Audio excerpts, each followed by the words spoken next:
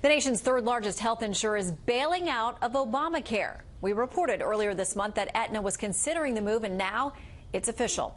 The healthcare giant will leave nearly 70% of the counties in which it currently sells policies on Obamacare exchanges.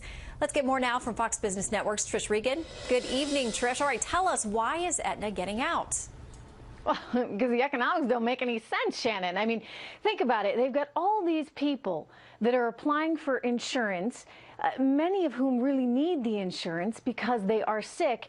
And all the healthy people that President Obama promised would also be joining these exchanges, well, they're nowhere to be found, effectively. So you know what's happening? The company's losing money, and we're talking about losing money big time, to the tune of $430 billion this year.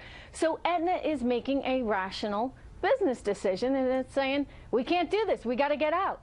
And you know what, Shannon? It's not the only one. You have had a number of these companies just over the last year. I mean, think about United, think about Humana, think about Blue Cross Blue Shield, entities of that, all saying enough, it doesn't work.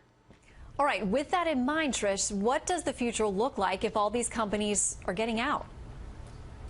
Well, I think it's a pretty challenging one. I think that the Obama administration's hope that this would just be some, utopia in which everybody would be able to get health insurance is quickly looking like it's just not going to work. I mean, this is much of what many economists had warned about, of course, because if everyone is not in the policy, you don't have all those young, healthy people that will help to offset the costs of those that are aging and need the health care of those that are sick. So it's a big issue. I imagine, Shannon, it's going to become increasingly a political issue because Americans are facing this onslaught of an increase in their health care expenses from these insurance companies that are trying to compensate for their lack of, say, healthy people that would help otherwise diversify their base.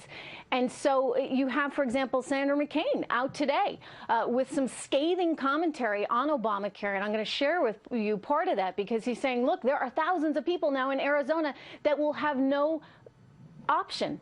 They will have no health care exchange option. So he said from the start, Obamacare has been the wrong solution to fixing our nation's health care system and has left our citizens with less freedom, reduced access, and decreased quality of care.